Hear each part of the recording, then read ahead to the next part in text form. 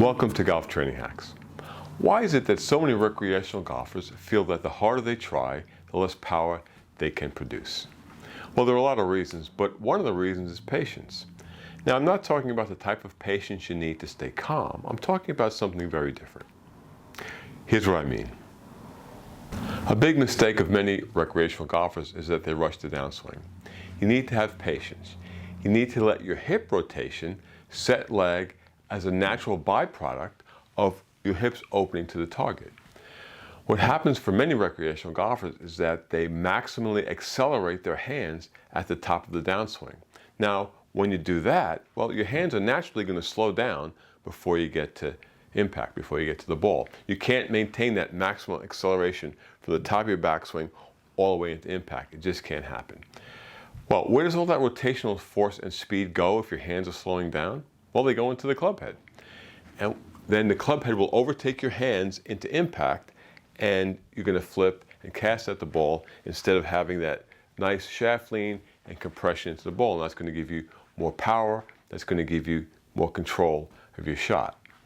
So by maximally accelerating your hands, by yanking your hands down too quickly at the top of the downswing, you're going to end up losing all that rotational speed in your hands, throwing it into the club face, and then casting and flipping at the ball. And that's a power leak, and it's also going to make less consistent shots.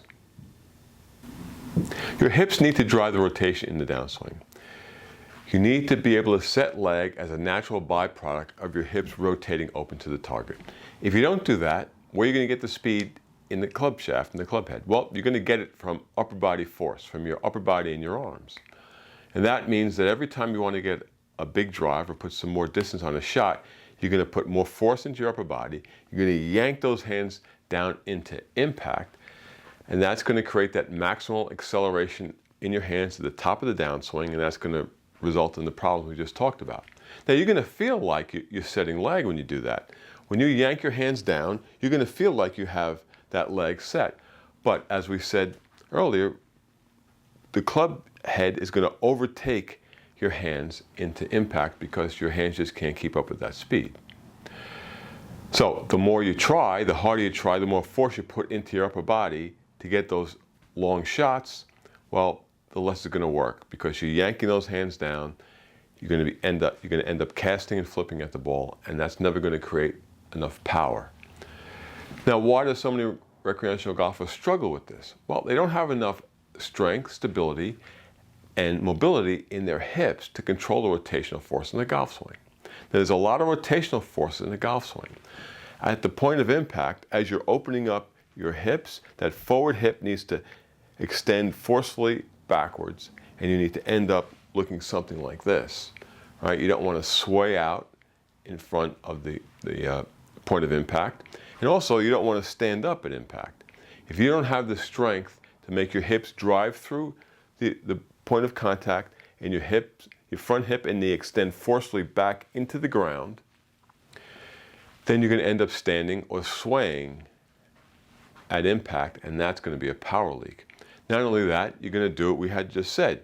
If you get stuck here, where do you get the momentum and the speed? Well, upper body force and force from your arms. You're going to yank the hands down, and you're going to get into that problem. So not only are you going to have started your hands too quickly at the top of your downswing, you're also going to possibly stand up.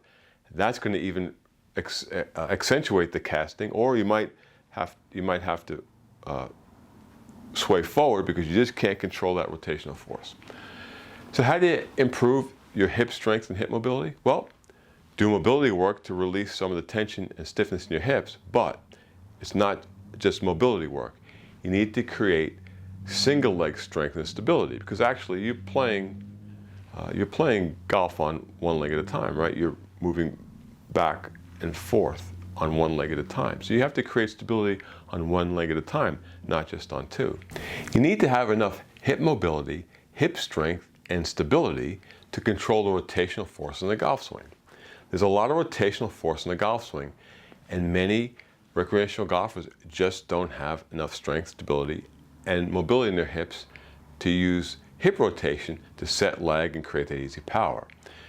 Now, if you sit all day, and even if you work out, you go to the gym, maybe you run on the treadmill or use the exercise bicycle or an elliptical, maybe you lift some weights. That's not the type of exercise work that's going to get you the hip strength and stability that I'm talking about. And if you want to get that, don't start throwing a medicine ball against a wall if you're not in the right type of condition to do that, because that's not the way you start getting hip strength and hip mobility. If you're not in condition to do that, that's only an injury risk. So where would you start? Well, of course, you're going to start with mobility work that helps reduce the stiffness and tightness in your hips. But if you're doing mobility work, you need to do strength and stability work. Because if you get more range of motion in your hips, in any joint, but don't add strength to that range of motion, well, that's an injury risk when you're putting force into those joints, and there's a lot of force in a golf swing.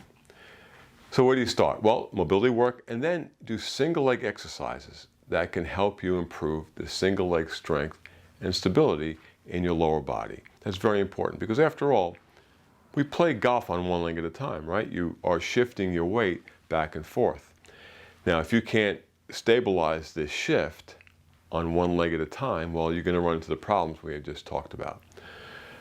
So yes, improve the mobility in your hips, but along with the new range of motion, you have to increase the strength and stability of those hips.